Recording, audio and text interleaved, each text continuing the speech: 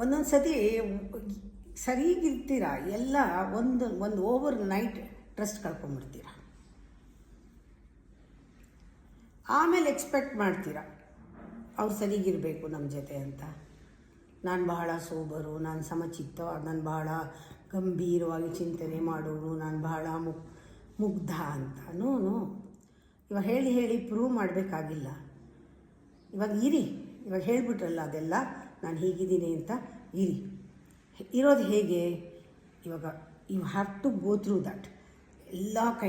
ಎಲ್ಲ ಥರ ಡಿಫಿಕಲ್ಟಿ ಬಂದಾಗ, ಸರ್ಕಮ್ಸ್ಟೆನ್ಸಸ್ ಚೇಂಜ್ ಆದಾಗ ನೀವು ಯಾವ ರೀತಿ ಪಾಸಿಟಿವ್ ಆಗಿ ಇದ್ದು ತೋರಿಸ್ತೀರಾ ಅಂತ ಮತ್ತೆ ಮೊದಲಿಂದ ಇಂದ ಪ್ರಾರಂಭ ಮಾಡಬೇಕು. ಏನೂ ತೊಂದರೆ ಇಲ್ಲ. ಮಧ್ಯದಲ್ಲಿ ರಿಲೇಷನ್ಶಿಪ್ ಇಟ್ಟರೆ ಮೊದಲಿಂದ ಶುರು ಮಾಡಿ. ಮೊದಲಿಂದ ಪ್ರತಿದಿನ ಎದ್ದಾಗಲೂ ಹೊಸ ದಿವಸ, ಪ್ರತಿದಿನ ಜನಗಳನ್ನ ನೋಡ್ತಾ ಇದ್ದರೆ ಇವ್ರನ್ನ ಇವತ್ತೇ ನೋಡ್ತಾ ಇರೋದು ಅಂತ ಅಂದ್ಕೊಂಡು ಹೊಸದಾಗಿ ನೋಡಿ.